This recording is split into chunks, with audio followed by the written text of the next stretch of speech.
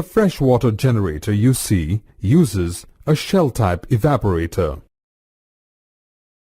The ejector pump supplies water to the condenser for cooling and for driving the ejectors. The air ejector extracts air inside the shell to create vacuum. The brine ejector pumps out the brine collected inside the shell. The evaporator evaporates the seawater feed supplied by the ejector pump. The condenser condenses the water vapor to generate fresh water. The distillate pump transfers the fresh water produced to storage tank. Before starting the freshwater generator, open the ejector pump C-suction, pump discharge, and overboard valve of the freshwater generator. Open the condenser seawater inlet and outlet valves. Now you can start the freshwater generator. Start the ejector pump. Check that the vacuum breaker valve is closed.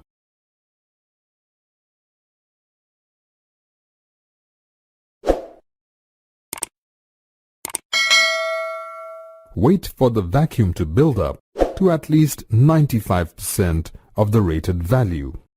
This may take a few seconds.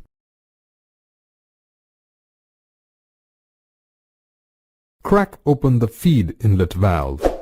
Allow the seawater to flow to the evaporator. Open the heating water outlet valve fully. Open the heating water inlet valve slowly, about 1/4 initially. You will observe that the vacuum drops initially maybe to 69 centimeters mercury.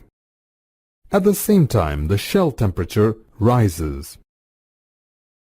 Observe the evaporator top through the side glass. You should see a fine mist of vapor.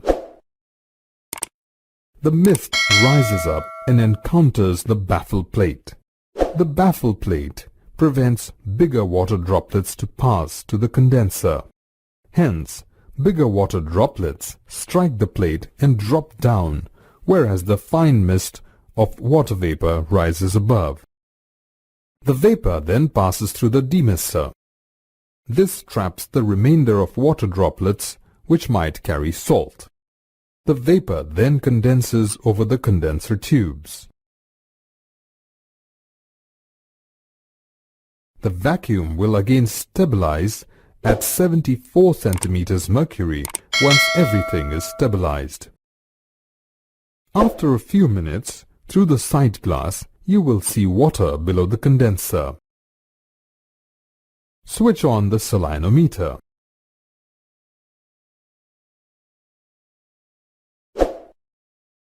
Open air purge valve on the distillate pump. Also keep the discharge valve shut. Start the distillate pump. The salinity will read high initially. Keep the air purge valve open to drain the water till the salinity comes down to below 2 ppm or parts per million.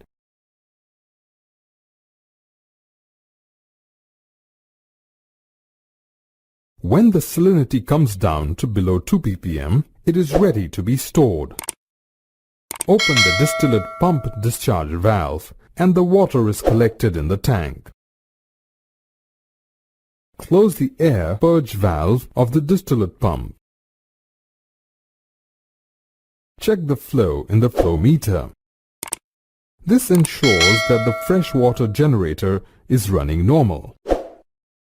Gradually increase the feed and heating to increase freshwater production. When the freshwater generator is running, you need to monitor various parameters to ensure that the freshwater generator runs trouble-free. These parameters indicate the performance of the freshwater generator. The shell vacuum should be normally 75 centimeters mercury. If the vacuum drops, the fresh water production will reduce. The shell temperature should be maintained 45 to 48 degrees centigrade. The cooling water temperature and the shell vacuum are the two parameters which will affect the shell temperature. Higher shell temperature reduces the production of water. The normal heating water inlet temperature is 80 degrees centigrade and the heating water outlet temperature should be 72 degrees centigrade. The temperature difference between the inlet and the outlet indicates the efficiency of the evaporator. The optimum cooling water inlet temperature is 24 degrees centigrade and the outlet temperature should be 29 degrees centigrade. The temperature difference between the inlet and the outlet indicates the efficiency of the condenser. The salinometer senses the salinity of the fresh water produced and displays in ppm of chloride. The salinity should be less than 3 parts per million for the distilled water produced. The salinometer gives an alarm when the salinity increases above the set limit 10 ppm and redirects the water produced back to the evaporator.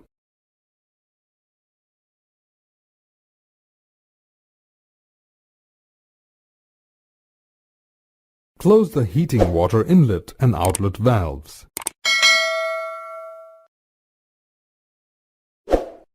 Switch off the salinometer and stop the distillate pump. Stop the ejector pump and close the ejector inlet and outlet valve.